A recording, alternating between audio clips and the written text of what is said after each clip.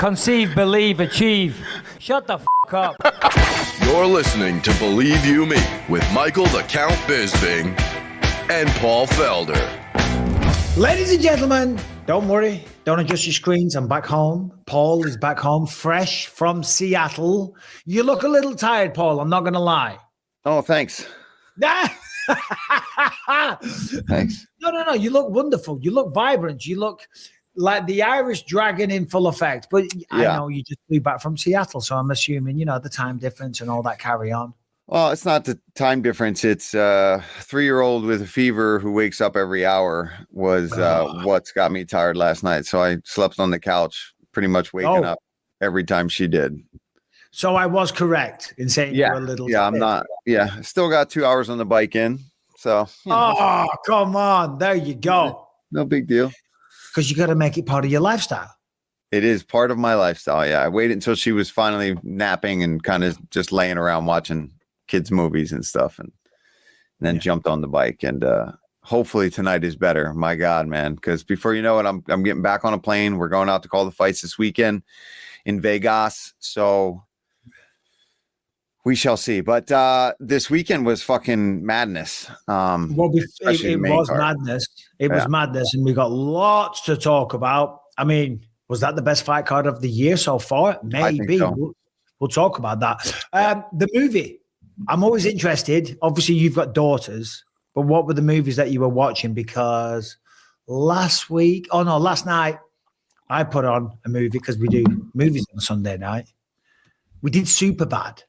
Oh. And I didn't realize how inappropriate that shit was. And I'm sitting there and I'm like, just the start of it, it's all about jerking off and this and that and porn and all kinds of stuff. And I'm like, the penis drawings? Yeah, the penis drawing. Lucas didn't know where to look. I'm like, Rebecca's like, Michael, this isn't a bit inappropriate. I'm like, this isn't what the movie's about. I'm telling you, it's a good movie. It's hilarious. But anyway. It is hilarious. No, she's watching. Oh my God, it's like Tinkerbell. I think she was watching Frozen again. I think she was watching. It's just, and then she's falling asleep through all of them. So it's not like she's even sitting there really watching The Little Mermaid. Saturday night when I was in Seattle, when she first started getting sick, I think Christine said she watched basically every version of Little Mermaid, the second Little Mermaid, any little shorts on The Little Mermaid. So it just it goes back and forth on what she's into. Let me ask you. Yeah. Did you watch Frozen? Yeah. Oh, yeah.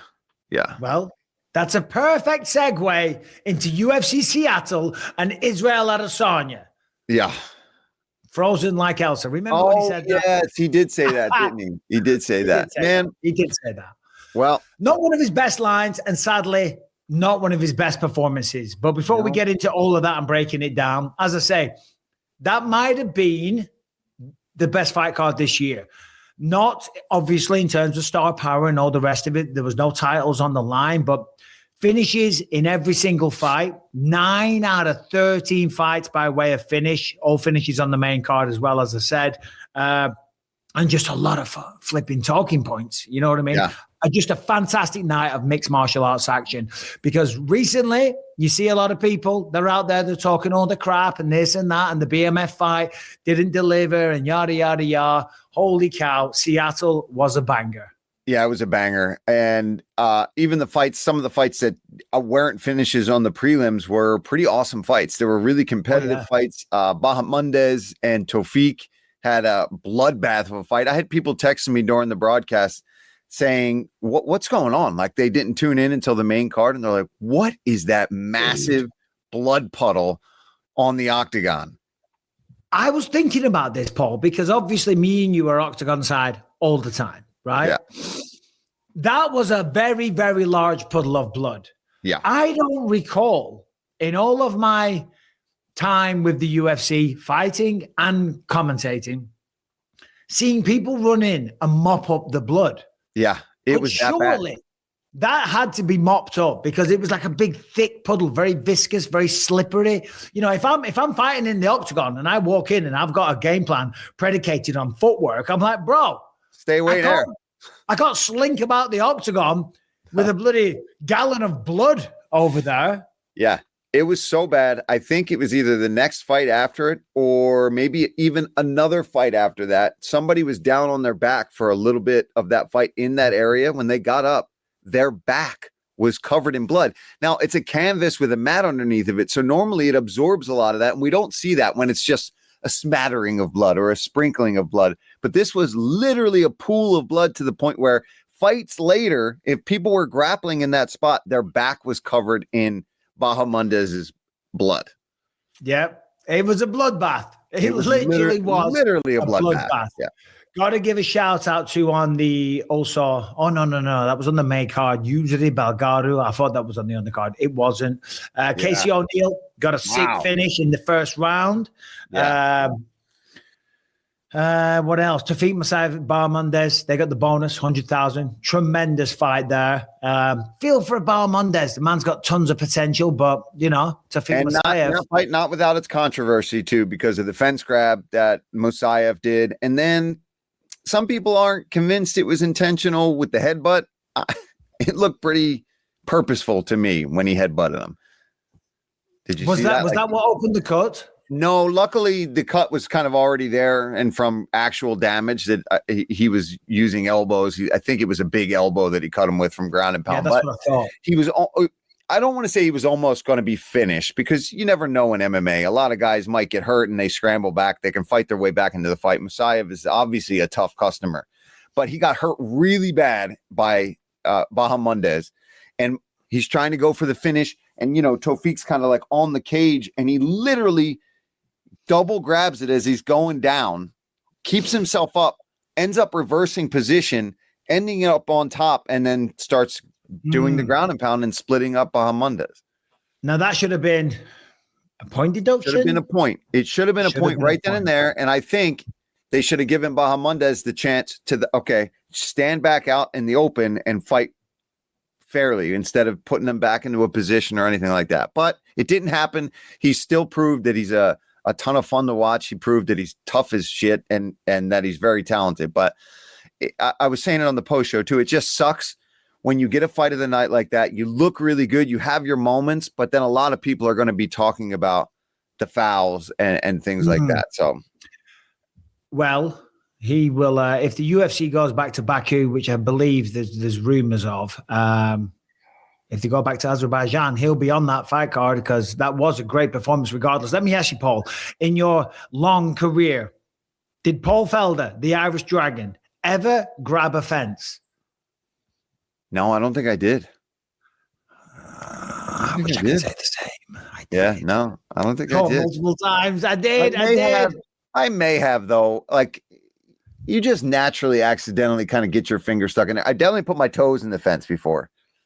Yeah, trying to scramble away and like kick off and dig your toes into the fence. It's almost hard not to do that sometimes. Yeah, and like now, obviously, fence grabs are a big thing. But earlier back in the day, I mean, it wasn't allowed, but it wasn't highlighted quite as much, Yeah. And I definitely got away with a couple along the way. When I fought at UFC 66 in my debut, I grabbed the fence and used that to like turn on top of him and then get the finish. But hey, listen, it wasn't a conscious decision. It was just in the moment. The adrenaline was flowing. We're going toe to toe, battle. We're fighting dick to dick, nipple to nipple. And if a fence grab happens, it happens. Anyway, right, Terrence McKinney. Is he the most violent man in the UFC? Because once again, this fight took 24 seconds, and that's what always happens. It's absolutely insane. And it's funny. I saw him in the lobby. We were going out to dinner on Friday night, and he was there, talking to fans with his cornerman and things like that. And I went up and I said, "Hey, you going to take your time this time?" He's like, "Yeah. I think I'm going to try to not rush things." And I was like, "No, you're not. No, you're not. You're going to do the same damn thing and don't stop doing it because more often than not, I mean, I know he's had some losses, but he's got a ton of wins in the UFC as well. And they love that he does that. Like we were saying, give the guy a main event. It's not going to go 5 rounds. It's going to be excitement. It'll be an early night, whether Terrence is losing or Terrence is winning. It's going to be over in a round or two. Yeah, the ring girls get an easy one when Terrence McKinney's fighting. You know what I mean? Maybe 2 cards. Maybe 2 cards. You're not going to need 3. We're going to go to a lot of ads, a lot of B-roll. We're going to get to do some highlighters and stuff like that. Yeah. But yeah, no, Terence is awesome. He must have so much power because that head kick that he threw, Nelson blocked it. Yeah. It blocked, and it still dropped him. Yeah. It didn't look like he got hit with anything flush, really, but something hurt him. Now, let me ask you, some people online were saying, because I was active on Threads and Twitter watching the fights, a lot of people thought it was an unnecessary stoppage. And I was kind of not arguing, but saying, listen, I get your point because Nelson was blocking. But when you take 18 unanswered blows and you don't make an effort to improve your position and you just lie there and curl up, at that point, that's not intelligent defense. And that's the key point. And you need to be trying to improve your position. 18 shots, I had no problem with that stoppage. No, I didn't have a problem with it either. You can't just curl up, even if a lot of it isn't landing clean. You have to be trying to actively get yourself in the fight. If your position in the fight is to just cover up and accept getting hit with shots, then the fight should be over. You're not trying to be in the fight. So, And he didn't, I don't think Nelson seemed to be arguing it all that much either. Yeah, it's crazy, as I said, the power in that guy, because it's not by coincidence that they're all in the first round. He just makes some mistakes sometimes, and he's been caught, like against Chris Duncan, right, where he got the guillotine, who's in action this weekend against Moicano. We'll talk about that later. Let me ask you real quick before we move on to the next fight, because they're all bangers. You said you went out for dinner Friday night, Seattle. How was Seattle? Because I really liked it, although there was an overall woke vibe. Other than that, I liked the city. Where did you eat, and how was the vibe in the city? I went out twice. I don't remember the name of either of the restaurants. There was the first night was Thousand Spirits or something like that was the name of it was like really good pub food. Pizzas, sourdough pizzas. They had burgers. I had steak and fries. They had a bunch of good stuff. And then the second night was a little bit of a nicer restaurant on Friday night. I can't remember the name of it, but it was really good. I had this salmon with this sauce around it. Then we had like roasted Brussels sprouts with bacon and stuff on them. And they had like an ahi tuna, like slices of sashimi with different dipping sauces and stuff like that. It was really, really good. And then whirly ball. Have you played whirly ball? That's right. Last year when we were there, you guys went off to play whirly ball. Yeah. And I couldn't. I was very disappointed. We went out for a nice meal. Then you lot all went off on like a group trip. Whirly ball.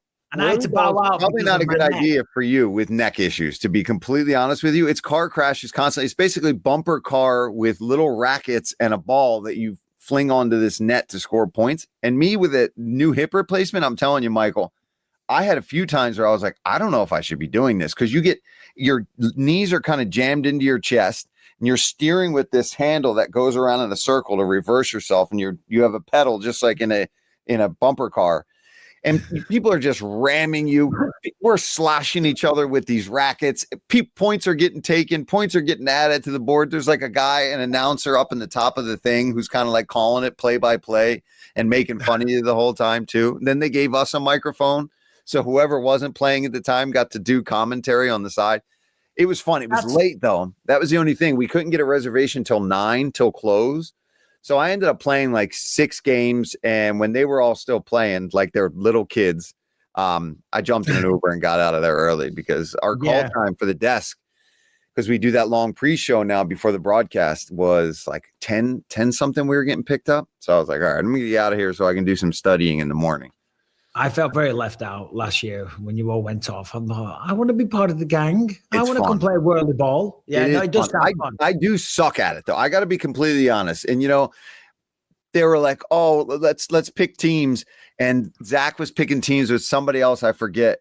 And they were like, oh, well, let's not everybody gather around. We don't want to see who's going to get picked last. I said, listen, I was top 10 in the UFC. You guys were you're all whatever. I'm not going to be upset. Overweight, out of shape, never worked out a day in your life. I'm not going to be upset if you pick me last for whirly ball. I'm like, I don't give a shit. So, did you get picked last? No, I don't think I did. But I was a little out of it that night anyway. So, yeah. Well, I do remember when I left you guys in Seattle, we said goodbye at the marijuana store. Yeah. So yeah, so I was that. I wasn't drunk, but I was driving in circles a lot. No, there you go. I was having a good time by myself with my picked last. I used to get picked last all the time at football. Long listeners of the podcast will know this, but at school, primary school, football, soccer. Yeah. The best two players, they always pick the teams, and it would always be that guy, that guy, that guy. In the end, it'd be like me and the disabled guy. I'm like, come on. Are you serious? Are you serious? And I was like, fuck this game. I don't like it. It's shit. And after that, never watched it, never played it, was not interested one little bit. Apparently, I was too rough. I would foul everyone. I would crop them. That was the expression. You found the correct sport then. Yeah. All right, today's episode is sponsored by Shopify, and I just want to say this. If you are sitting at home and you have a business idea, you want to get a business off the ground, or you want to take your existing business, whatever it is, you want to take it online, you want an e-commerce platform, you want to take payments by every single major payment method all over the planet and have all eyes on the planet be able to see it, it's never been easier than with Shopify. It is so cheap, affordable, easy, and professional to do it with Shopify. Shopify is the e-commerce platform behind millions of businesses around the world. And right now, you can get started with your own design studio with hundreds of ready-to-use templates. Shopify helps you build a beautiful online store that matches your brand style. You can get the word out like you have a marketing team behind you. You can easily create email and social media campaigns wherever your customers are scrolling or strolling. And best yet, Shopify is your e-commerce expert with world-class expertise in everything from managing inventory to international shipping to processing returns and beyond. So what more are you waiting for? So if you've got an idea, make it a reality and do it very simply and cost effectively with Shopify. And right now, you can sign up to Shopify for $1 per month for a trial period. $1 per month trial period at shopify.com/believe. Go to shopify.com/believe. That is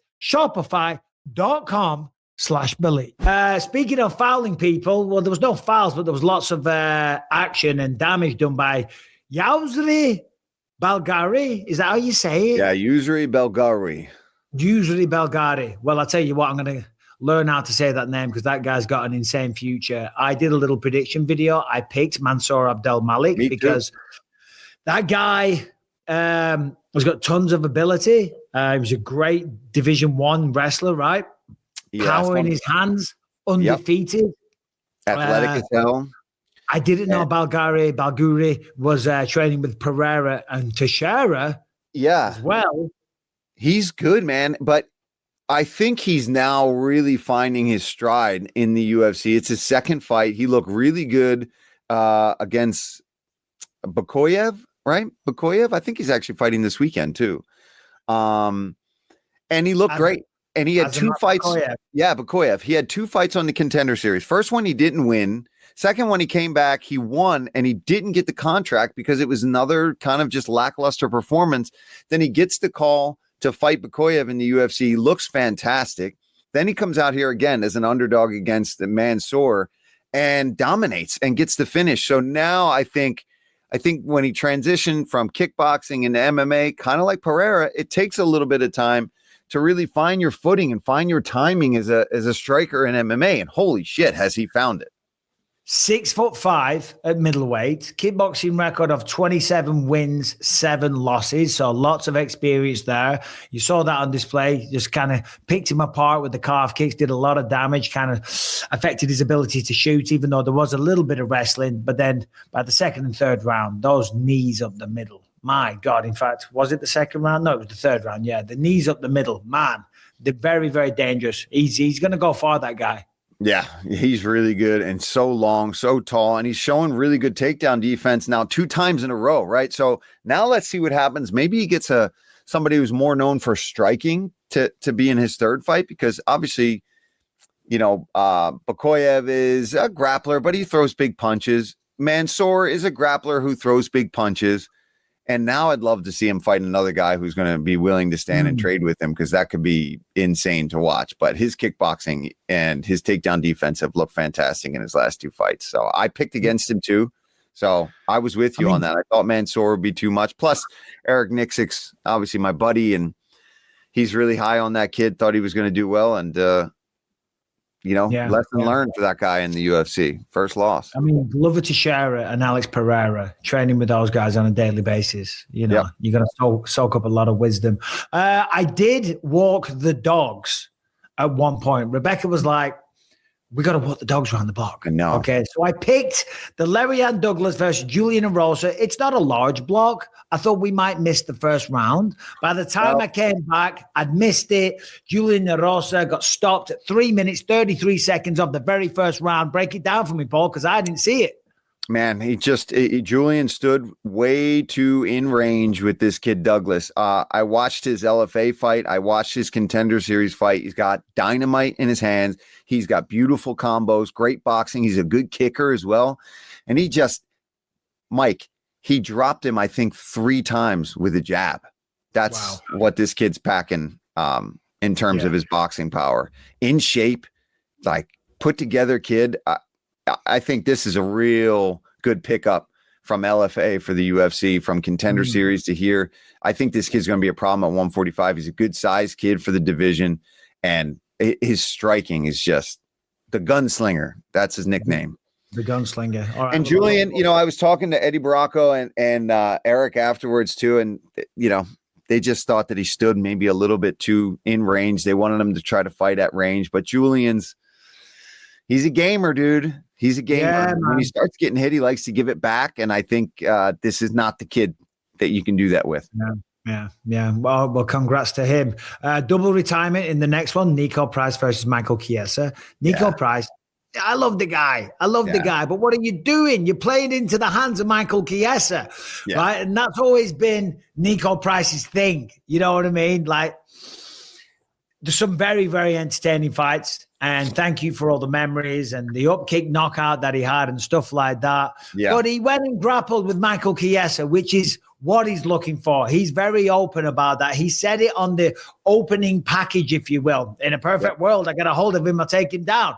And he's trying to grapple Michael Chiesa. And of course, it ends in 1 minute and 3 seconds via another rear naked choke. Yeah, it was great. Great to see that. I do feel for Nico, and I know a lot of people on social media too were kind of upset that he didn't really get his moment. I just think Michael was very open that this was his retirement fight.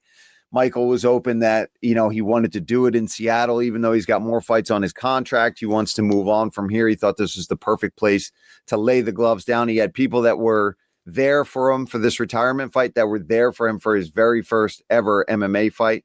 And Nico gets the fight on short notice, decides that week with him and his family and his coaches that he's going to retire too. So it's like we unfortunately don't have time to do all of that with the broadcast for everybody.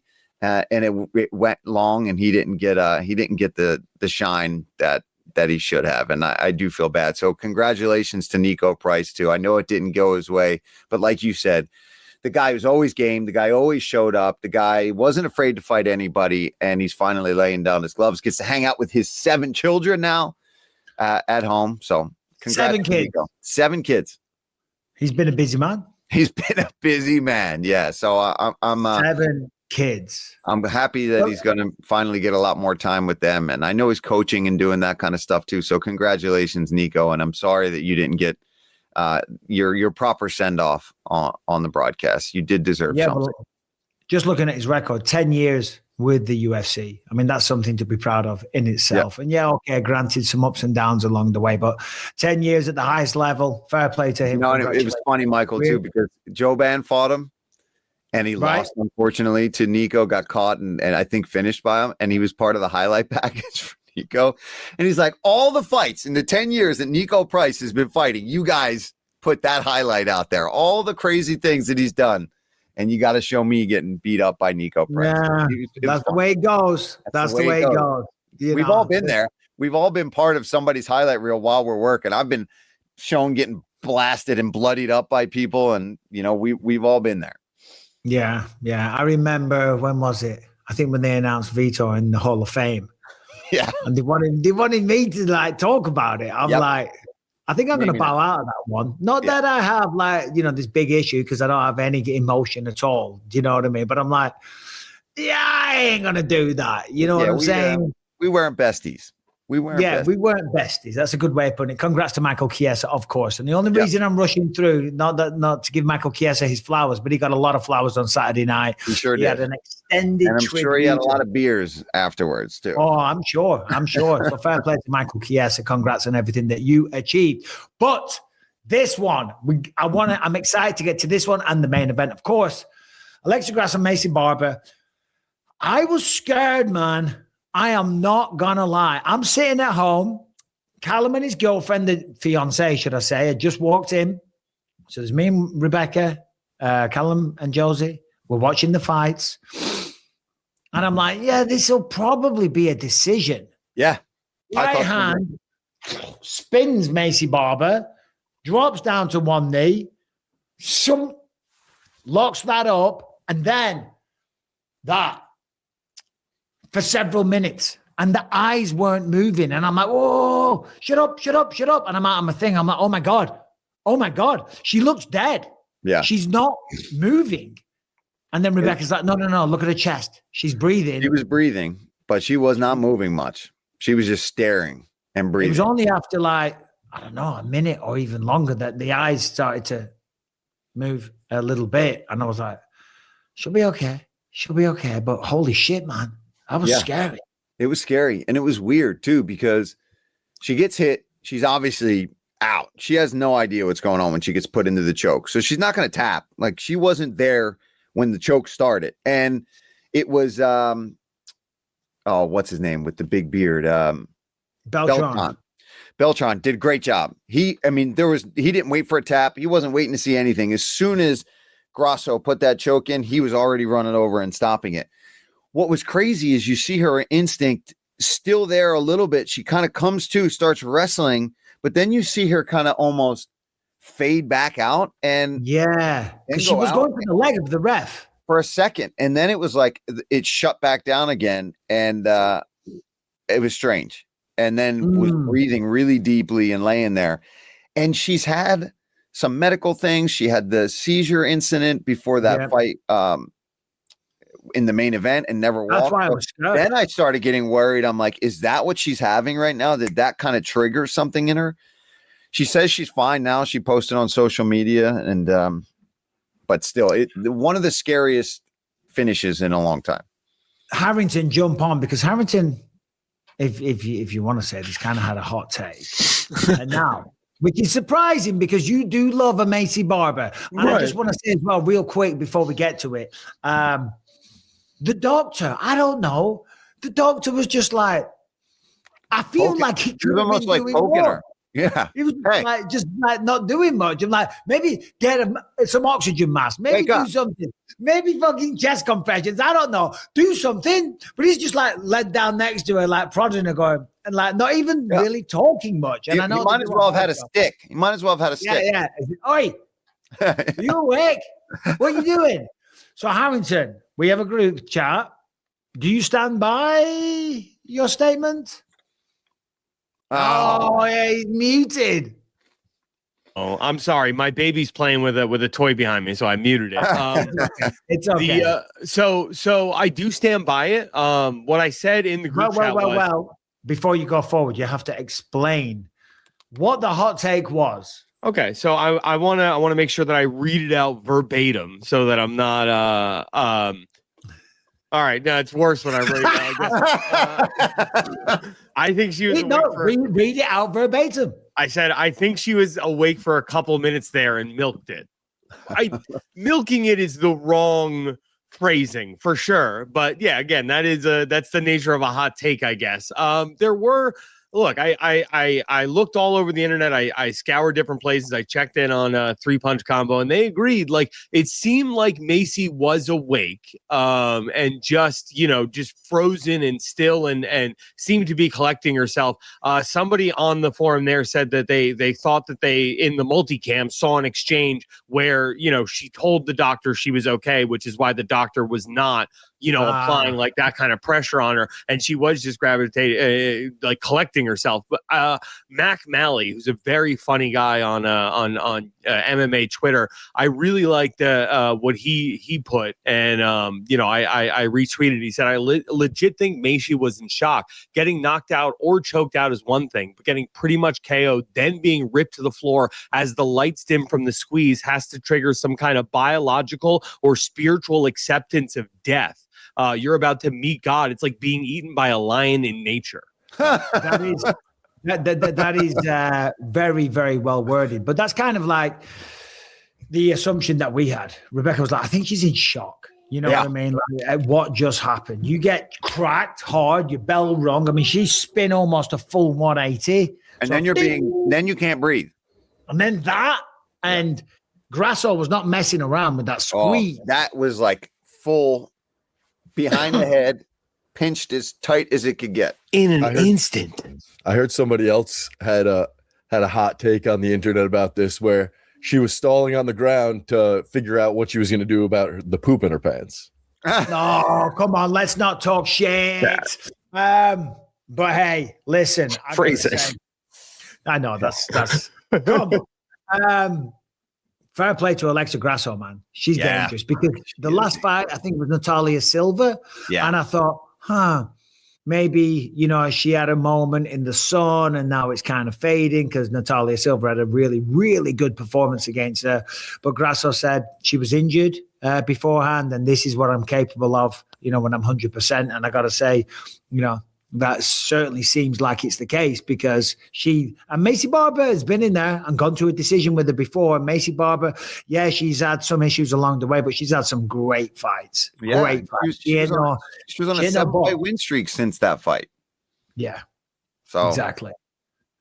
Chaos. What do you do with Grasso next? Because the strawweight or featherweight?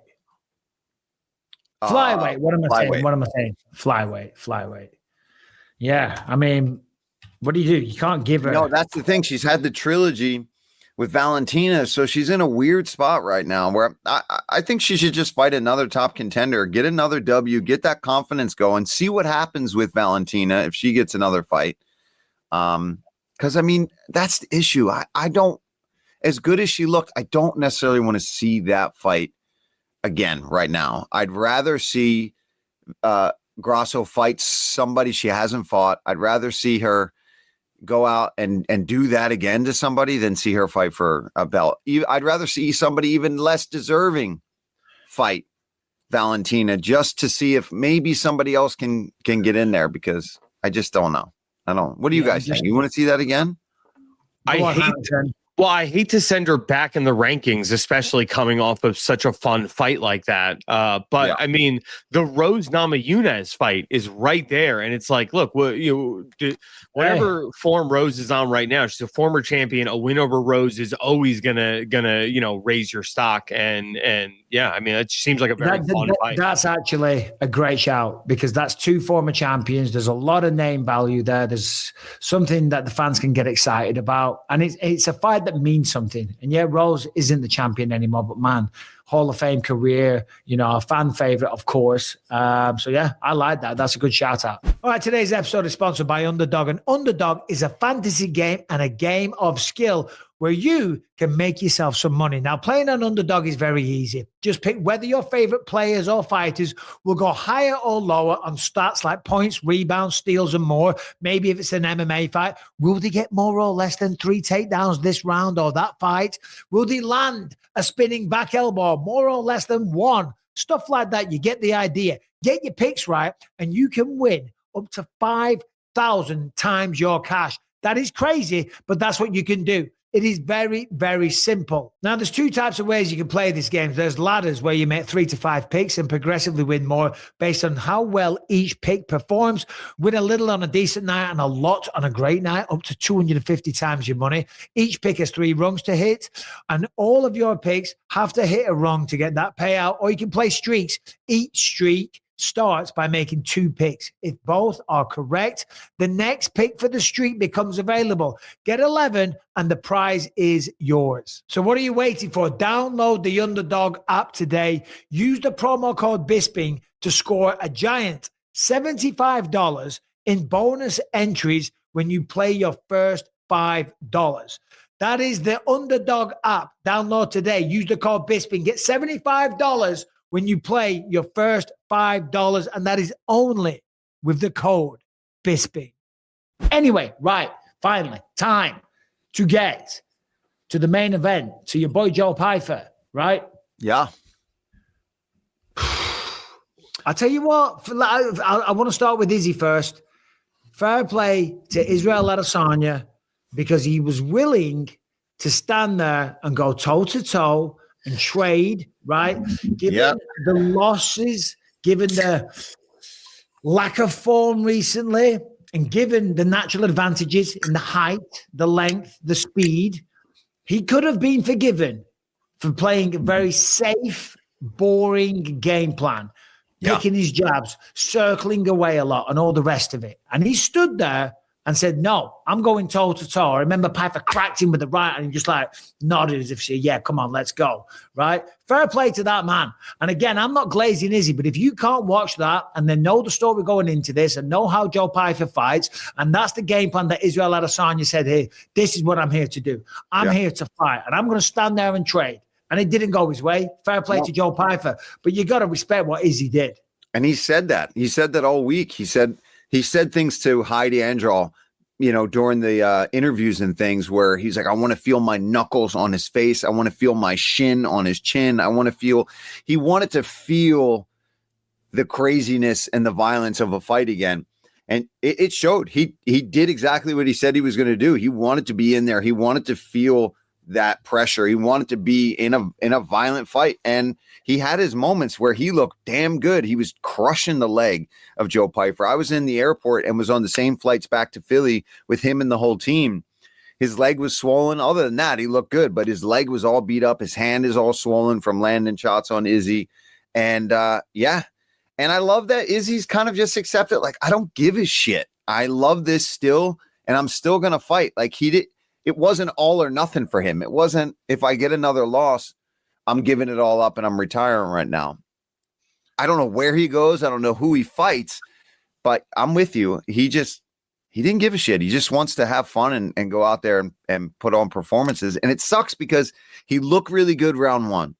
He looked really good against Imavov. He looked really good at moments against Dricus du Plessis. He had moments against Strickland. It's just, now at this point in his career, for some reason, guys are figuring him out and he's not getting the results, but he's still clearly got it. You know what I mean? It's not like, oh, he's really fucking slow now, or, oh, his chin is completely gone. He got cracked hard by Pyfer. It was only because of the ground control and the pressure that Pyfer can put on guys that he got finished. Yeah. And again, everything I just said, maximum praise, respect, given the career that he's had and what he did against Saturday night. I thought if he lost, he would have retired. Because now he's lost 5 out of 6. And he said, no, he's going to go again and again and again, something like that. And I'm not going to tell Israel Adesanya what to do with his career. I don't know him, properly. I know him from a very much arm's length, seeing him around the UFC, saying hi once or twice and watching his career. We don't know what's going on in his personal life, but he's made a lot of money. He did it. He defended the belt 4 or 5 times. He's done all of that, and now he's going to stick around. And the problem is, with fighters, we're always the last ones to know. Yeah. People around you, they know, they see it. They see you lose 5 out of 6. That would have never happened before. Some cynics out there would say, yeah, but it was a weak era. And now the division's tougher. It's got nothing to do with that. It's got nothing to do. He was beating the people in front of him. He was doing it in style. He beat the way he beat Robert Whittaker and people like that was phenomenal, But there's also a lot of people that make money off him. And I'm not pointing fingers at them, but, team members, managers, trainers, they all take a cut of that. You know what I'm saying? And again, I am not throwing shade at any of them. I'm not saying that. But what I'm saying is it's hard sometimes to get real, true advice because what's he going to do? I mean, it's fun. You got the camaraderie. It's the best thrill on planet Earth, flying to the other side of the world with your brothers and fighting someone. It's like you're in a movie, it's like you're in a real life bloody blood sport movie, and you get the win. That's amazing. We know that. And of course, his checks will be gigantic. That's awesome. And he seems, because he never really took crazy damage throughout his fights. But it is a dangerous sport. Look at what happened to Macy Barber. Look at me. Look at you with the hip replacement, etc., etc. It goes on and on and on, you know. So I'm not saying don't fight again, but there is consequences when you're not winning the fights and you're getting taken down and pounded to the back of the head while you're fighting out face down on the canvas and getting finished, you know? Yeah. And I'd like to know what Eugene Behrman has to say to these guys, because he strikes me as a coach that's going to be pretty brutally honest with them, right? He does not seem to take any bullshit with these guys. And I don't know. I just don't see where you go. And the problem for somebody like Adesanya is that you're not going to get the guys outside of the top 15. You're one of the greatest middleweights that the UFC has had. You're gonna be the reason that other guys like a Joe Pyfer get to build their resume to get themselves the star power. You're going to be used. That's just how the sport works. They can't give you on your pay scale the guy who's number 30 in the division. It's just not going to go down like that. Nor do I think he would be excited by that idea. But yeah, that means you're just going to get more violent and younger and stronger guys that you got to fight. As now, 37? I think he might be. Yeah. I'm just. He never liked the comparisons when he first came to the UFC with Anderson Silva. He never liked those comparisons. But of course, you're going to make those comparisons. Not only with the success, but B, with the style and the body side. Okay, right? They're both tall, long, lanky strikers. They're both the stranker. You know, the strankers. Oh, not the strankers again. There's similarities. I mean, it's Izzy or Anderson that are the greatest of all time in the middleweight division. I say Anderson 1, Izzy 2, whatever. It doesn't matter. When you look at Anderson's record, which I am doing right now, he lost his last 3 in a row. Uriah Hall, Jared Cannonier, to Anderson Silva. He had a win over Derek Brunson. He lost to Daniel Cormier. He lost to me. He beat Nick Diaz. So he beat Nick. So it's 1, 2, 3, 4, 5. 5 out of his last 6. Who else has lost 5 out of the last 6? You know? Israel Adesanya. Yeah. But Anderson still got it. He's still out there knocking out Tito Ortiz in boxing matches. I think he's going to box Chris Weidman, you know, so they're going to get a rematch there. I hope Chris doesn't. I get it. He's probably getting paid a lot of money to go and do it. But again, it's just, I don't know. Just in striking, Anderson's pretty good. Yeah. He is. He's very good. Chris has had a lot of injuries. It's like, Chris, you're awesome on the desk. You're doing a great job. You're getting all these opportunities now in the UFC with Paramount and the different networks that we're on now. It's like, don't go box. Yeah, it might be a tricky one against Anderson. You know, when I speak to Chris Weidman, because he's a lot of fun, man. He's funny, man. He's so funny. Yeah. I'm telling you, we had a couple of great night outs. Yeah, he is a good time. I was in New Orleans when I went out with Chris, and it was fun. And I had a conversation with Lappy and Zach. They're like the producers and stuff. They were all kind of like, I don't know about pairing Bisping and Weidman together on the desk. Maybe there's going to be a middleweight champ clash and all the rest of it. I was stuck in the car with him for an hour to a hotel, rush hour traffic, and we had a really good, solid, proper conversation. He's a great guy.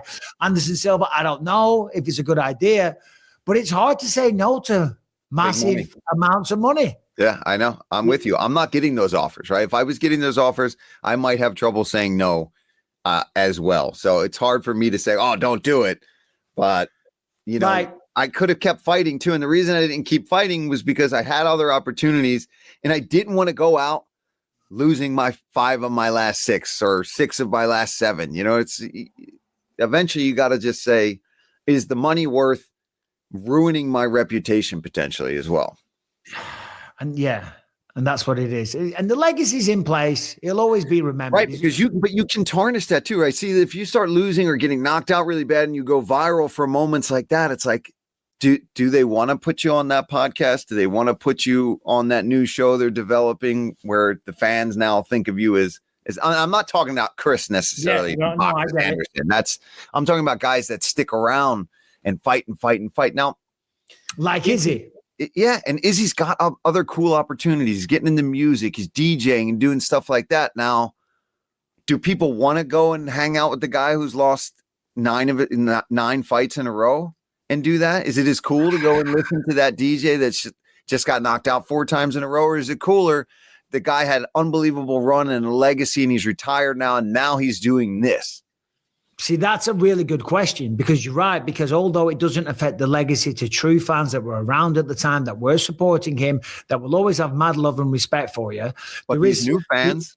Well, it's new fans that you're going to be appealing to in terms of, let's say, DJ appearances or whatever. And your old school hardcore fans, of course, as well. But that's a good point. It's like, if you become known as the guy, oh, shit, yeah, I saw him online, he was getting knocked out and this and that, as opposed to, this guy's DJing at this club. And it's that guy from the UFC that was whooping everyone. He was the champ. Yeah. And he comes out and does the breakdancing and all the rest of it. Yeah, there'll be a lot of UFC fans there as well. We're UFC fans, so let's go. Yeah, you're right. That's a good question, Paul. It's the way I look at that kind of stuff. Harrington and Brian, from a casual perspective, because maybe we're too close. Let's throw this to the panel. If you were perusing a night out and it had Harrington and Brian, are you there? Oh, I'm here. I just wanted you to finish the question. No, you go. You wanted to finish what? I just wanted you to finich the question. I'm going to We're distracting. I thought you said finish a piece of fish. Just casually having some Bronzino over here. You don't strike me as a man that eats a lot of fish, Harrington. No, absolutely not. No, disgusting. Do you eat fish, Brian? I'm not a seafood person. No fish and no water bugs. I don't eat land bugs either. Paul, I do like fish. I do like fish. I'm not a big like mussels and clams and those kind of things, but I love fish. I do like fish. Yeah, I don't mind fish. I eat more of it these days, and every time we have fish, but like, we got to eat more of this because it's good for you. But when I was younger, I used to have tins of sardines because they were like 39 pence from Tesco's. They were like 39 pence. I think it was Prince's sardines in like a can. You ripped them open. It's like a ton of protein too, right? Exactly. Yeah. Great protein, omega-3s, good fats, 39 pence. Brian, just look up what Prince's sardines cost in the UK right now. Yeah. Just like a year's worth of mercury. Well, yeah, there is that. Anyway, your piece of fish, how was it? What do you think, Harrington, of what we were talking about? Wow, they're expensive now. $4.79. Inflation, the tariffs have gone crazy. That's a big jump. And now maybe they were 49p. Still, 50. I don't know. There was a 9 under a pound. It was under a pound for sure.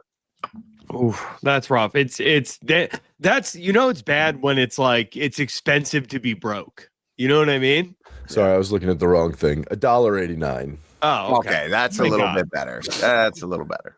Yeah. Show us an image of them on the screen if you can, Brian. I want to see what they look like because they stunk. Rebecca used to hate them. Oh, yeah, dude. My training buddy and a pad holder friend of mine, Ryan Cafaro, he always used to eat them. He lived with me one time when I was training at Duke's, came and stayed for a week, and he would always be eating cans of sardines. Oh, God. Yeah. I was doing research on a story of this guy who once bombed a casino. And like when he was really bad in his gambling debts, he left his 2 sons for an entire summer with a case of those. He just said, all right, boys, you got a case of these. You're good for the summer. I got to go with my money back in Reno. But they used to come in like a nice spicy sauce, like a spicy tomatoey sauce. It was pretty good. No, sorry, Harrington. Whatever. Who cares, right? Would it affect? Look, at the end of the day, at the end of the day, once you stop fighting, like it's like, you kind of leave the public consciousness a little bit unless you're doing what you guys are doing, right? Like we were talking about Frankie Edgar last week. He hasn't had the post-fight career that, people would think when he left. So it's like for somebody like Izzy, I don't know if he has that same cachet of the UFC fighter if he doesn't keep taking these fights. And it's like at the end of the day, this is a guy who, when he was champion, was taking 2, 3, 4 fights a year sometimes, being extremely active. So it seems like the UFC is always going to put him in positions to succeed, like, you know, the Pyfer fight in Seattle. Like, that was, he went into that, as you said right before the fight, Mike. He's never been an underdog in his UFC career. So it's like, whatever you want to say, like, the bookies think he's going to win heading into all these matchups. It's a rough time to hang it up, I think. Yeah. Yeah. Who would you like to see him fight next? RoboCop. Oh, bro. I mean, that's not fair. I mean, but again, he could. Yeah, that I don't hate that fight, but it could end bad, just like Pyfer did. It could end bad. RoboCop's got the ability to KO you, and if he needs to, he can wrestle. But his gas tank is sus, right? And he is hittable. So I mean. But he's got crazy knockout power. Crazy power. But that's the thing, because he is Israel Adesanya, and he does command a hefty paycheck, right? Yeah, we don't know the ins and outs of that, but I know he was earning very, very well. Oh, he's got to be still doing really well, right? I mean, yeah, of course. But when he was champ, he was earning multiple millions per fight. I'm pretty confident in saying that. You think he still makes $1 million to show up in Seattle? Yeah, of course. I think so. Yeah. More than that. Who knows? But yeah, it's tough. I mean, who do you give it? I mean, RoboCop's number 11, though. I mean, that seems like a slap in the face. Renier de Ridder, number 8. Fluffy Hernandez, he's going to come in and wrestle like a maniac. Going to be on you like white on rice. You know? It's a tricky one. But again, that's the fights he's going to get, because those are the guys. Fluffy, okay. Can he bounce back after losing to Strickland? He's still a guy that is a lot of fun and was so close to getting the title shot. Give him a former champion. They gave him Sean. Sean's a former champ. Sean won. But if he can go and beat Izzy, those are the fights they're going to give him, where there's an upside on both ends. If Izzy wins, great. Izzy wins. We've got Izzy back on a win in the win column. If Izzy loses, at least it's somebody like Fluffy, who was on his way towards the top anyway. He continues on his way. They're not going to give him, I don't even know if they'd give him that RoboCop fight, because RoboCop, I don't think he's quite there yet where they can push him along that far. Yeah, but he's on a win streak, right? RoboCop's on a Robo just knocked out his face. The Brazilian Bruno Ferreira. Yeah. And he's on a good streak, and he's entertaining. Doesn't even think about grappling. But you're right. It's all tough. It's a murderer's row. It's a murderer. There's Brendan Allen, maybe. Yeah. Yeah, it's tough. Anyway, we're going to talk about Joe Pyfer. Unbelievable. Gets the win. What does he do next? Because it's absolutely stacked at the top, and there's a logjam. Obviously, Strickland's facing Hamzat. Yep. Joe Pyfer should be number 4. Maybe give him Kyle Bahalio. Maybe that one. I think Bahalio makes sense. I think if Nasruddin, what's he going to do? Is he just going to wait and see if he gets the winner of Hamzat and Strickland? He's out there. You've got Brendan Allen's matched up. Who else is in that top? DDP. Oh, DDP. I think that's a great fight for Pyfer. He's another. What is going on with DDP? Like, I think he's waiting to kind of see. I don't know. Yeah. I mean, he fought in August. It's time for him to get matched up. 100% time for him to get matched up. And there's a lot of middleweights that are coming off big wins. Bahalio is coming off a big win. You've got now Joe Pyfer coming off a big win. The middleweight division's moving. We've got the title fight already set up. That's going to happen. So now all these other guys got to start scrambling to think, okay, who can I fight that puts me in line right now? You don't want to sit and wait. If they sit and wait, you're going to get overlooked. And obviously there's rumors that the UFC is coming to Philly in August. I think that's Joe Pyfer. Now, if it's a numbered event, I don't know if he'll headline that, obviously, because they're going to need to put some sort of title fight in there potentially. But a co-main, Joe Pyfer versus DDP in Philly, that'd be awesome. That's a main event in itself, I think. If it's a fight night, if it's a pay-per-view, obviously a belt. If it's a fight night, Joe Pyfer, if it's fight night, DDP and Joe in Philly again, now that's what Philly needs. If they're gonna come to Philly, Joe Pyfer main event. If Sean wins against Buckley coming up, even if he doesn't, put him on the main card. You got all these things lining up for Philly to do really well, man. Like that card could be epic if it happens. And DDP's gonna make it a war as well. Which would be great to see Joe Pyfer because the man's he can grapple. DDP can grapple. Awkward, good kickboxer. Be fun. So I have an article from February from MMAweekly.com. Drickus said in an interview that he would be ready to come back in a month or so, was even targeting the April card for his return. So it sounds like DDP's ready to come back, just needs an opponent. Yeah. I mean, the realistic opponent should be Nasruddin Imavov because he can't sit on the sidelines and wait. You don't want to wait until August. Yeah. He fought last September. Yeah. We're in pretty much April, which is just crazy to me that we're in April. I thought the same thing the other day. I was like, holy shit. Because, with us, it's always just the next show. I'm thinking about what's the next show I'm calling. I don't even realize that the months are just rattling by. It just flies by. It does. Yeah. It's crazy. Or but they say the older you get, the faster it goes by. And it's just going to speed up, brother. It's just going to speed up. 60 before we know it. All right, today's episode is brought to you by BetterHelp. Now, listen, in this modern society, burning out, being overstressed, your mental health declining, it's a real thing, okay? A lot of people are suffering from anxiety, temper issues, anger management. Maybe they're overindulging in alcohol, substance abuse. There's a lot of problems. And guess what? Talking to a licensed therapist really works. And now with BetterHelp, it has never been easier. But the problem is making time for therapy. That can be very challenging. BetterHelp makes scheduling and attending your weekly sessions really easy because it's all done online. You can do it on the phone, video, or just messages as well. And it's all based on your schedule. No driving to the other side of town, no carving out multiple hours. Just jump on the phone, have a FaceTime, send a few messages. And by the way, you can connect with over 30,000 therapists. BetterHelp is the world's largest online therapy platform, having served over 6 million people globally, and it works with an average rating of 4.9 out of 5 for a live session based on over 1.7 million client reviews. So what are you waiting for? Prioritize your well-being with BetterHelp. If you've thought about some kind of therapy, but you're struggling to make that first step, it's never been easier. Just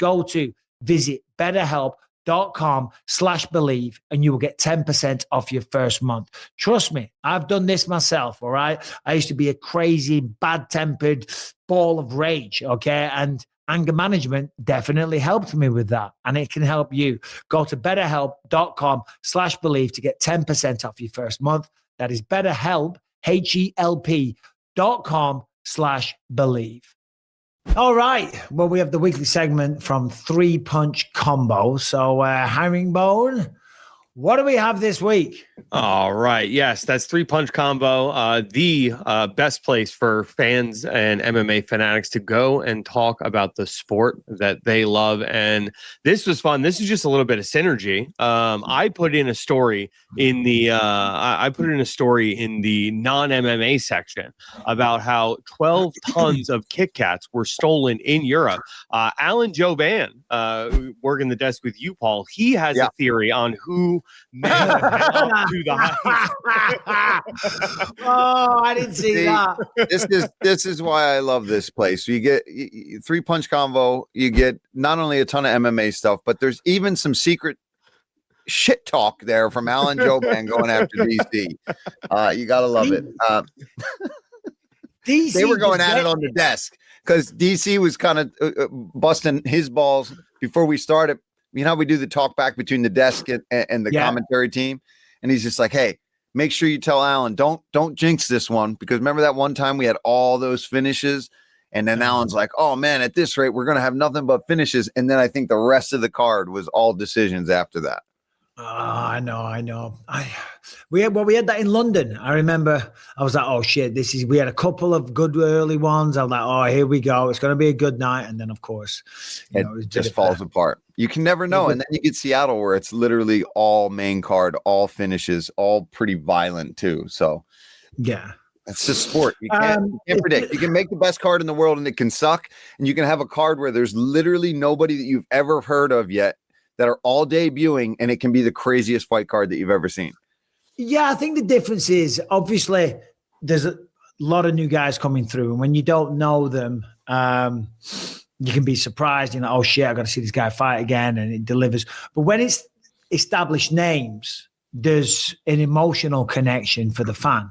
You know what I mean? You know this guy. You've seen their ups and downs. You know their journey. You know their history. You're rooting for them and stuff like that, you know. So seeing those familiar names does make it a little bit different. But, of course, violent action is violent action that blows your mind. Poor old DC, though. He always gets shit. I thought he was looking a little trimmer last time I saw him. You know what? I actually thought the same thing. Even in Seattle, I saw him. I went down to watch Chiesa's fight down by the commentary booth. I thought he looked a little bit more in shape. Yeah. He's a busy man, though, right? Because he runs he has an MMA academy, so he's got UFC guys now coming through. Yep. He has the wrestling academy, which I think has got like 300 people. And it's not cheap. No. An insane amount of money to sign up as well. DC's killing it on all fronts. Obviously made a ton in his career. He gets paid very well for commentating. He's got multiple academies. He's got the podcast. He's got this. He's got that. He's got opportunities galore. He's got 12,000 Kit Kats now as well. You know what I mean? And he's selling them on the side for, enhanced prices. So the Kit Kat money alone, DC is going to be in wrestling shoes for the rest of his life. I would steal that many Kit Kats. I'm a fan of the Kit Kat. So I'm a big fan of chocolate. I love chocolate, and every time I go to the UK, I used to fill up my backpack with just like tons of candy bars, chocolate bars, which I should say, been in America too long, but this time I didn't because I don't want to be poisoning my children, and it seems like it's gone down the rabbit hole. But Cadbury's chocolate, and I know Kit Kats or Nestle, a lot of it's not even chocolate anymore. They don't even use milk in a lot of it. It's all just bullshit. Chemical ingredients, and I'm like, I don't really want to do that. Get right, don't get the UK chocolates. Get them real chocolates. Well, no, because the US is crap, bro. I do love a Cadbury cream egg, though. Used to be my favorite candy around Easter, and then one year I fought around this time, and one of my brother's friends decided, as a congratulations for winning the fight, brought me every Cadbury cream egg that he could find in like the stores and the pharmacies. And I must have had 50 Cadbury cream eggs. And I'm like, what am I going to do with all these, bro? I had Cadbury cream eggs like in the freezer for like a year. Easter eggs. This is a hot button issue in our house. You guys don't do real Easter eggs. Like at Easter in the UK, you get big old eggs, right? Yeah. And whatever brand, you can get the cream eggs, you can get whatever your favorite chocolate bar is, and you get like a cup or a mug with it, or some stupid little novelty toy, and inside it there'll be some of the cream eggs, let's say. But you get a big proper chocolate egg wrapped up in a big fancy box. And when I was a kid, we'd have loads of them. We'd have like 2 or 3 each. So there were 6 of us. There's like Easter eggs all over the front room unit cupboard thing. And we're like, we used to unwrap them when my mum and dad would go out and steal the insides and then put the foil back on and stuff. Yeah. We came out to America. You can't get Easter eggs like that here, bro. There's some Easter eggs. I had Easter. You do like Easter gifts. Yeah, no. See, I didn't. When I was a kid, it was all candy. It was all candy in a basket. We used to get a big ass Easter basket with like the fake colored straw stuff that looks like colored grass in there. And then it would have a bunch of the big Cadbury cream eggs. It would have a bunch of the Peeps, the marshmallow bunnies. It would have all kinds of Easter stuff. And then one, like the big chocolate bunnies we would get in there. But that was my childhood. Yeah. Bro, the Lindt chocolate bunnies. I love those things, man. Yeah. I tell Rebecca to buy them, like, because they only come out here and there. They're seasonal, obviously for Easter or whatever. Yeah. The Lindt chocolate Santas and the Lindt chocolate bunnies, and the head part. I love breaking the head off because the head's all nice and thick, and the base is the thickest part as well. I don't give a shit about the body. That's a little on the slimmer side. You know what I mean? It's like the base and the head are Harrington. The body is Brian. You know, in terms of thickness of the chocolate. Yeah. Anyway, there you go. That's what I like to do. That's what I like to snack on. Should we talk some more MMA? Real quick, I just want to say, if you're a fan, head on over to 3 Punch Convo today. Join the conversation. And if you're a pro fighter interested in learning how to make some money outside the cage and joining the just by joining the conversation, head to 3PC at 3 Punch Convo on Instagram. Send them a DM. Harrington, did you make some picks on the fights at the weekend? Did you place any bets? Oh, I placed a couple of bets. I did. Listen, look, at the end of the day, it was an awful card for me, but Joe Pyfer as an underdog really helped me out. That's good. Yeah. Yeah, I'll be honest. Like, I did a predictions video. I said Izzy. I said Grasso. I said Michael Chiesa. I did say Julian Rosa. I did say Mansur Abdul-Malik. I did say Terrence Mckinney, though. So what's that? 1, 2, 3.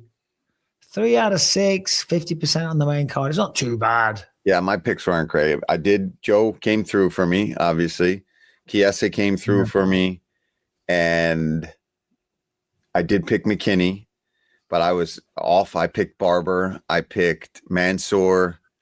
And I did also pick Erosa.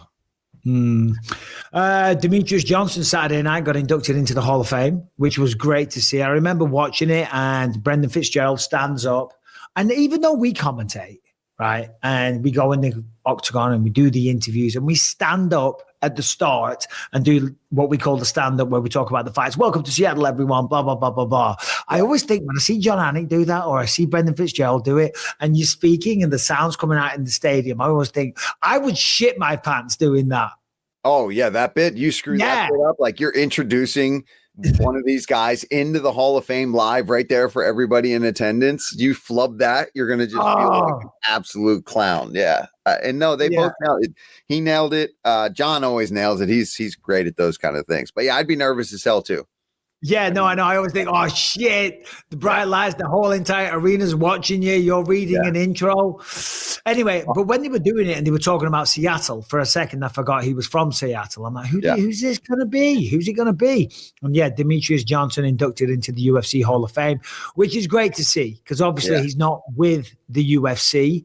What was that trade they did? Oh, Ben Askren. Ben Askren. Yeah, he went to one. But yeah, I mean, I'm so glad the UFC is, even though they parted ways and they did this and he went on and, fought in other organizations. It's like, dude, he is by far one of the greatest mixed martial artists that's ever stepped foot in that octagon. I know he was a little guy, especially when the division was maybe not drawing the attention that they wanted, but you can't deny how incredible he was as a fighter. Nah, and also a really cool guy as well. Yeah. Really, really cool guy. I mean, what was it? 11 title defenses. And the way that he was doing, I can't remember which one it is, but it was a lot. Something like that. Yeah. I mean, just a phenomenal fighter. And as you said, back in the day, they didn't really get the recognition for the smaller weight classes that they should have done, and they almost got rid of them. Or did they get rid of it for a while? I think they did. And then they did a tournament in Australia where he beat Uncle Creepy, was it? Ian McCall? Yeah, he definitely beat him. Yeah. Anyway. I know they were thinking about it. Ray Borg, that was his last one. Oh, no, his last one in the UFC was Henry Cejudo, where he lost by a split decision. Yeah. But before that, just nothing but wins. Crazy. So fair play to Demetrius Johnson, Mighty Mouse, as he's also known. Just had a little caller for that. The Uncle Creepy fight was for the inaugural UFC flyweight tournament. So he had a draw against him and then went back, fought him, beat him, and then beat Benavidez for the inaugural title. I saw Uncle Creepy recently at it seems weird to call him that. It sounds disrespectful, but I did. I saw him at a Super Bowl party recently, and he's now part of some company that does traumatic brain injury recovery. using psychedelics down in Mexico. And they were trying to get me to sign up for it. And I'm like, I don't know, bro. Yeah. I'm not going down there with you lot, tripping my balls off. And dressing it up as, man, I'm fixing my brain. My brain's okay, I think. I have a lot of other injuries I could do with loads of stem cells. I had another little surgery, if you will, procedure this morning, more injections in the neck that I don't know, probably aren't going to do a damn thing. But I was like, I ain't going down there and tripping my balls off. I'll do that in my living room. Yeah, to fix something that's not there. Do it in your living room. Oh, shit. Harrington, what have we got in the way of mixed martial arts? I mean, I've got the notes right here in front of me and just trying to get you on and keep this show on the road. Let's start with Volkanovski. Yeah, I was going to say Volkanovski, he came out. He was pretty vocal. He said, doesn't matter how much Gene Silva wants to bark, how much Gene Silva wants to talk following that UFC London card. He's only interested in fighting Movsar next. He made a good point saying, what happens if he goes out there, beats Gene Silva, and then Gene Silva comes back and loses to Lerone Murphy? It invalidates his title reign. Yeah. I mean, look, listen, you got to respect that. You got to love that. Jean Silva would be a bigger fight. It would be more entertaining. The lead up to it would be spectacular because Jean Silva is a madman and he would be barking and he would be crying his eyes out and he would be attempting spinning back elbows every 3 seconds. But Evloev's the guy. He's got to be. It's got to be. Yeah, I like that he said that after his last fight that he wanted one of those two. They fought. Movsar won. That's the guy. And if Volkanovski wins and he's still sticking around, then he can fight Jean Silva. But I like that he's holding to his word and that he's trying to make the number one contender truly the guy that he wants to fight. And I like that he wants that challenge. This is a guy that's undefeated. This is a guy that's beaten everybody that's ever stepped in front of him. Like, that's a big challenge for a guy that's held that belt for so long and looking for opportunities that nobody's been able to figure out yet. And a guy that I don't think has much time left in the sport as well. You know, so taking out an undefeated fighter like that, 37 now, maybe he's 38. I'm not sure because he's getting up there in age. So he's probably got 1, 2 more, maybe 3, but that would be it. And I guess that just kind of leads on to it's a whole new generation of fighters now. It really is. I mean, we saw Michael Chiesa and Nico Price retiring at the weekend. Obviously, they're not Hall of Fame type guys, but they were staples on fight nights and fight cards and pay-per-views for the last 10 years or whatever. But when you look at all the rankings now, it's all new people and new stars coming through, and it's just the sport changing. But it wasn't that long ago. We were talking about people like Anderson Silva and who else? Chris Weidman and whatever well-known people. They're all going to be retired. Quinton Rampage Jackson, Randy Couture, all those big names, they're all gone, long gone.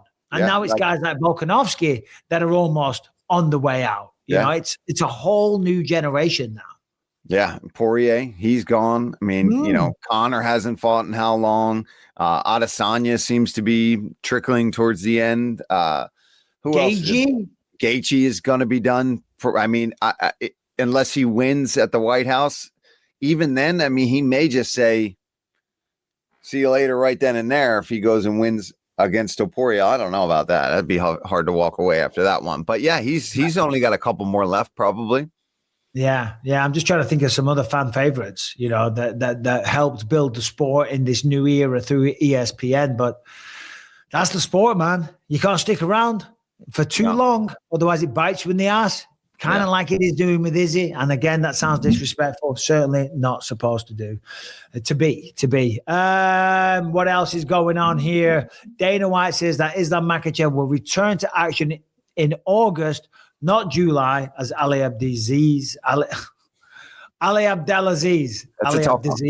going to get clipped out. So, yeah. This is going to be Ian Gary, right? It should be. Seems to be. Gotta be. Yeah, we thought, the only other option that it would have been was if he fought Topuria, and that's not happening. So, yeah, I would think Ian Gary.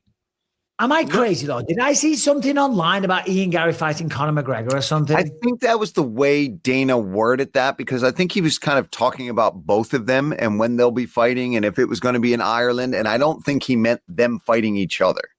Yeah. But yes, that is what people took. I saw something. I saw like a headline or something. Yeah. Yeah. I think it was just the way he said it. And then people made it like, oh, they're fighting each other. It's like, I don't think that's what's happening. It would be awesome if the UFC went back to Ireland. Yeah. It'd be fun. Yeah. No, and we'd probably call that fight card, hopefully. Yeah. Unless it was, somebody would, because it wouldn't be Joe. Yeah. But unless it's a pay-per-view. Yeah, if it's not a pay-per-view, then I'd imagine that'd be me, you, and John. Yeah. Me, you, and John. You'd be going back to the motherland. When's the last time you were in Ireland? Have you been to Ireland?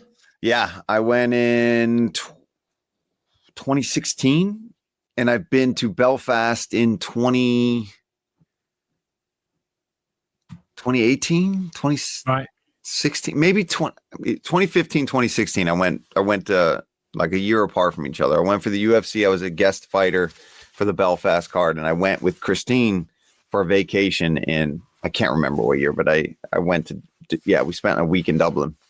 Yeah, I've never been there on vacation. I've been for a couple of UFC things, but I got to go check it out properly. I've been to Northern Ireland. Guinness for like a week straight. Yeah, it's pretty I've much. been to Northern Ireland loads of times because my family's from there when I was a kid and stuff. But mainland Ireland, Southern Ireland, real Ireland, EIRER as it's known to some Ireland. people. Ireland. Right, this weekend, Moicano versus Chris Duncan in the main event. Duncan is a problem for a lot of people. Moicano. What was Moicano's last fight? Because I know we fought Islam Makhachev. Oh, and he lost to Beneil Dariush at UFC 317. Duncan is on a hell of a streak right now. He's very violent. He's a problem for a lot of people. That's why he calls himself the problem. Beat Terrence Mckinney last time out, Mateusz Rambecki, Jordan Vucenic, and Balaji Oki. So a 4-fight win streak. We can't make predictions. Harrington and Brian, let me know. Who do you think wins this fight? Will Hanato make his money? Will he get a triumphant return? Will he come out and rock the apex? Or will Chris Duncan get the job once again, Harrington? I like Chris Duncan in this fight, dude. Yeah. I don't know. I mean, it could just be recency bias, but I mean, Moicano with the bad loss to Moicano taking the bad loss to Islam, coming back against Beneil. I really liked him in that fight heading into it, but I mean, if Beneil Dariush can just outclass you that thoroughly at what's Beneil, nearly 40 or 36 years old, I think Chris Duncan, 32, having the power that he has, and having certainly like his back against the wall, his legacy hasn't been built yet, unlike a Moicano, we were talking about earlier. Like Moicano's a guy who already very much has his post-career set up, like he did his part, he connected with the fans, he has his media empire growing, he got Bitcoin early, so I don't see him having nearly as much to fight for as somebody like Chris Duncan. Did he get Bitcoin early? Well, I mean, earlier than I did. I mean, like how early did he get it? Because it might have still been pretty expensive. So it's like, how much Bitcoin did he get? I know Kenny Florian was talking about Bitcoin in like 2011 or 12. That was on the time. Oh, he's killing it, even though it's dropped now from like 125,000 to about 60K per coin. Yeah, but when he bought it at $2,000, $1,200 a coin, like he's still killing it. Probably less. Probably maybe $100. Yeah. Wow. That must be nice. Brian, who wins, Moicano or Duncan? I mean, like Harrington said, I think Chris Duncan is he's just better. I don't think Moicano has the mass to get past Chris Duncan, to be completely honest. And I wish Moicano was getting more friendly matchups. I really like the guy. Yeah, and Moicano's awesome. So is Chris Duncan. Yeah. Obviously, we're calling it. But they do train with one another. They're both American top teams. So that makes it a little not weird because it's big enough for different training partners and they'll have different coaches assigned and all the rest of it. But they've definitely shared the mats together. They've definitely been in the room with one another. Yeah, it'll be all respectful and all the rest of it. But it's like there might be a little bit of like, who got the best coaches? Who got the best training partners? Who got the more suitable and convenient times to train at the gym? You know what I'm saying? Like there might be some inside politics going on. They didn't have somebody swap camps or move to a new building. I am thinking about this. Like, does it typically turn into a loser leaves town match because the loser comes back with that like mentality of like, well, you guys gave me the B coaches, you gave me the B training partners. Like, I'm clearly not a priority at this gym anymore. It's time for me to move on. Like, do you see that a lot anecdotally? No. I didn't mean it like that. What I mean is, there will be some inside politics and there will be a discussion where they will say, right, okay, and generally they have guys that they align themselves with, like Pahumper's one of the main ones. I'm not sure who Chris Duncan's with, but they got a lot of really high level. Mike Brown. I think Mike Brown is usually with Chris Duncan. And I'm not really sure who's with Moicano. It might be Pahumpa. So it might not have been a big deal as far as head coach wise. But yeah, training partners and stuff, I'm sure it's where it could get a little tricky. Like, all right, I used to work with Moicano and, now I've been training with Chris and it's be a little strange. And again, that's all assumption on my part. We'll talk to them on Wednesday. We'll do the fighter meetings and we'll give you more, but best of luck to everyone on the card. Now, if you have a question, send it into bympod@gmail.com. The more interesting, the better. Also, subscribe, ring the bell, leave a comment, like the video. Abuse us in the comment section if you like. We get that a lot, Paul. You don't. I do. Okay, good. That makes me feel better. Brian, do we have any questions this week? Yeah, we got one here from Jay. All right, fellas, Jay from Florida here. Let's make it short and sweet so y'all put me on the air. Ain't that right, Brian? Who is more likely to get a fight next? Conor McGregor or Nick Diaz? Oh. I love them both. Nick Diaz is my favorite fighter of all time. What do y'all think? Thank you. There you go. I like it. To the point. Looks cool. I like the accent. Florida, baby. Y'all listen right here, Paul Felder. Right? Who do you think? I think, Nick Diaz, apparently he's doing really good these days. I'm very happy for him. I saw a video where he was watching a UFC event and then he came out with the statement. This was a while ago now, maybe a month ago. And he's like, he could come back and beat everyone. And I love that about Nick Diaz, McGregor, by all accounts, is coming back. We're just waiting on the announcement. Yeah. So I think to answer that question is very, very simple. McGregor, probably. Yeah. But what do you think? And who do you think McGregor fights? I do think it's McGregor. And in terms of who the hell he fights, I don't know. I think the Jorge Masvidal fight makes too much sense to me. I'd love to see that fight happen. So hopefully they can manage to pull that together for this summer. Well, we did touch on that last week, so I don't want to repeat the show, but didn't go on, Harrington. Just to follow up on that, a lot of people, when that, we were talking about that, the comment section was pretty heavy on, do you really think Jorge Masvidal is getting to 170? Do you really think this Jorge Masvidal is getting to 170? Yeah. I think if he starts actually trying to diet and he's got 2-3 months to get ready, I think he can make 170. But Conor won't even give a shit. He'll fight him at 185. And you got Conor McGregor on the other line. Of course. You know what I mean? That is something to get up for. That's a big fight. That's a ton of attention. That's a ton of media. That's a ton of endorsements. Yeah. Not to mention a multi-million-dollar payday potentially. I don't know his contract situation, but Masvidal, after knocking out Darren Till, was it when he beat Darren Till? I mean, obviously after that he had huge fights, beat Nate Diaz and all the rest of it. Oh, he took Kamaru Usman on super short notice and flew out to Abu Dhabi, right? And I don't know numbers or anything, but I know his manager, Malky Kawa, I think, was saying, we were able to use that to get a very, very good situation, So he's always been a big earner. Yeah. And it makes sense. I mean, that fight would sell. Those guys would hype it up. Those guys would talk tons of shit, and then they'd throw down. Yeah. Yeah. So there it is. There's your answer. And there's the show. BYM on a Monday, not on a Tuesday. Apologies about last week if that threw you off. Paul, I will allow you to get some rest. Yeah, I gotta go let Christine take our oldest daughter to some art class. So I got to go watch the crazy sick one. Well, hopefully I'm not sick this weekend. Yeah, see, that's the thing, because you might be. I'll stay away. I'll stay away if I am. My sister's toddler, or my sister's son, should I say, Harbour. Shout out Harbour. We were high-fiving a lot, but I was looking at him, and he had his hands in his mouth. Oh, yeah. He's keeping everything in his gob, and I was like, I'm just going to go wash my hands. Yep. You got to wash your hands around these monsters. Anyway, we'll be back next week. Thanks for watching and supporting the show. Have a great week. Take care.